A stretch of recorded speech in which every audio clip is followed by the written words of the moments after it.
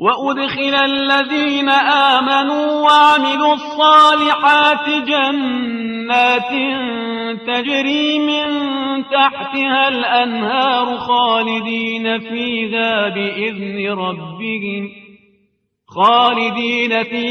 بإذن ربهم تحيتهم فيها سلام. 23 અને જે લોકો ઈમાન લાવ્યા તથા નેકીઓ કરી તેઓને જન્નતોમાં દાખલ કરવામાં આવશે જેની હેઠળ નદીઓ વહેતી હશે તથા પોતાના પરવરદિગારના હુકમથી તેઓ હંમેશા તેમાં જ રહેશે અને ત્યાં તેમની સ્વાગતના શબ્દો સલામ હશે. તફસીર આગળની આયતોમાં ગુમરાહ લોકો અને શૈતાનની પેરવી કરનારા લોકો વચ્ચે થતા મેણાટોણા નિંદા અને એકબીજાથી બેઝારીના સંવાદનો ઉલ્લેખ કર્યા પછી અહલે જન્નતના માહોલનો ઉલ્લેખ આવે છે કે તેઓ કેવી રીતે એકબીજાને પ્રેમ અને મોહબ્બતના માહોલમાં મળે છે.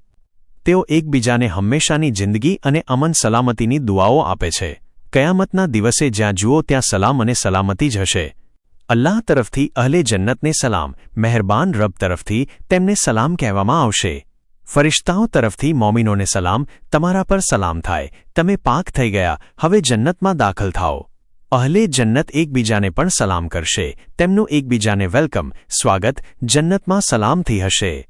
ક્યારેક માણસ પોતે કોઈ જગ્યાએ જાય છે અને ક્યારેક તેને ખાસ ઇજ્જત અને સન્માન સાથે ત્યાં લઈ જવામાં આવે છે. અલ્લાહ અહીં કહે છે દાખલ કરવામાં આવશે એટલે કે અહલે જન્નત સામાન્ય રીતે નહીં પરંતુ ઇજ્જત અને માન સાથે જન્નતમાં લઈ જવામાં આવશે. બીજી જગ્યાએ આવ્યું છે કે પરહેઝગાર લોકોને જૂથોમાં જન્નત તરફ લઈ જવામાં આવશે.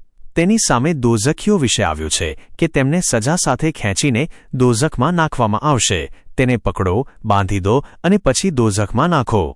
અહલે દોઝખ એકબીજાથી નફરત કરે છે અને એકબીજાને બદ્દુઆ આપે છે જ્યારે અહલે જન્નત એકબીજાને સલામ કરે છે. જન્નતમાં જુદી જુદી નદીઓ હશે. પાણીની નદીઓ, દૂધની નદીઓ જેનો સ્વાદ બદલાતો નથી, જન્નતની શરાબની નદીઓ જે પીનાર માટે લજ્જતવાળી છે, શુદ્ધ મધની નદીઓ. પૈગામ 1.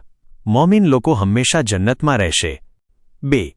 જન્નતવાળા લોકો પ્રેમ, શુદ્ધતા અને સલામતીવાળા હશે, ત્યાં લડાઈ ઝઘડો નહીં હોય.